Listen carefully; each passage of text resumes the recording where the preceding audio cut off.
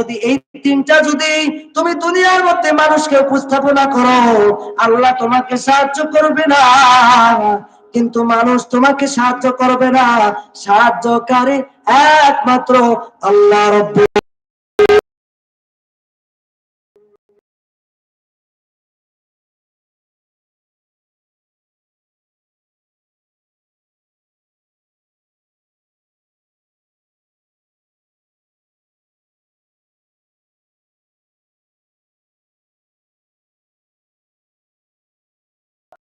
তিনটা জিনিস করতে পারবা।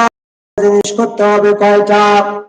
এক নাম্বার নফল নামাজ আদায় করতে হবে। দ্বিতীয় নাম্বার কোরআন কোরআন অনুযায়ী চলতে হবে, কোরআন নিয়ে চলতে হবে। যদি কোরআন নিয়ে বাস্তবায়ন করি বান্দা, তাহলে দুনিয়ার মধ্যে আখিরাতের মধ্যে দামি হব। এরপর আসেন তৃতীয় নাম্বার, ইয়া আইয়ুহাল্লাযীনা আমানুসবিরু ওয়া সাবিরু ওয়া রাবিতু ওয়াত্তাকুল্লাহ।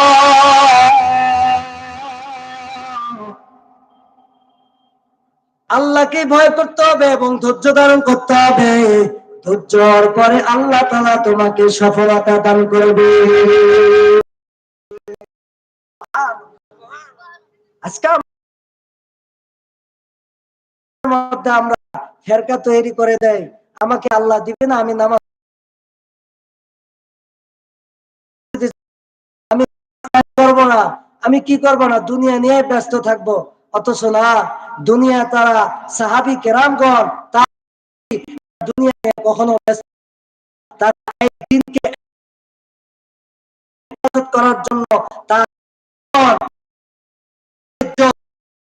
আল্লাহ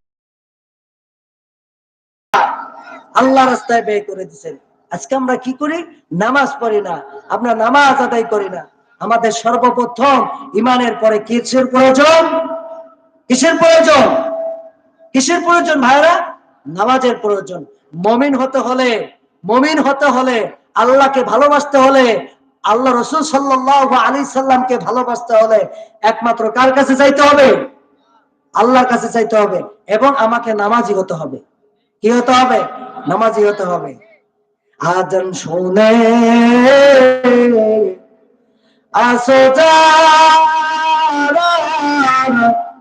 বিছানায়, তাদের জন্যে কান্দেন নবী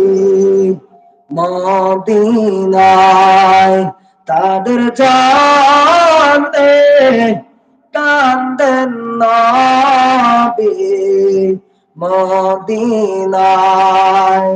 ওই নবীর জন্য কি মায়া লাগে না,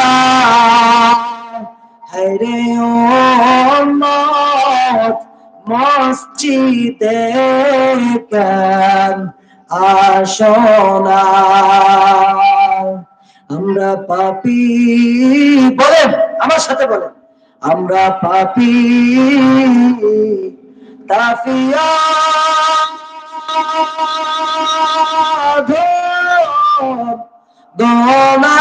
গুনাহগার, মাফ করে দাও মালিক তুমি, রব্বানা মাফ করে দাও মালিক তুমি, রব্বানা। দুনিয়ার মধ্যে দাবি হইতে হলে, দুনিয়ার মধ্যে আল্লাহকে ভালোবাসতে হলে বান্দা একমাত্র তোমাকে নামাজি হতে হবে। দ্বিতীয় নাম্বার ধৈর্য ধারণ করতে হবে। তাহলে তুমি দুনিয়ার মধ্যে ভালো থাকতে পারবে, তুমি আমলে পরিণত হতে পারবে। ও বান্দা, যদি এগুলো করবা, যদি এগুলা আমলে পরিণত করতে পারো, একদিন নাতে একদিন তুমি তোমাকে মৃত্যুর হওয়ার পরে জান্নাতের টিকিট দিয়ে দিবেন। সুবহানাল্লাহ। আল্লাহ তাআলা যেন আমাদেরকে আমল করে তৌফিক দেওয়ার, সামনে যেন আল্লাহ যেন আমাদেরকে এই চলার মধ্যে, ফেরকার মধ্যে বাঁচিয়ে থাকার জন্য আপনাদের সামনে আমি দুটা এই জিনিস আমি অবশ্যই দিয়ে যাব।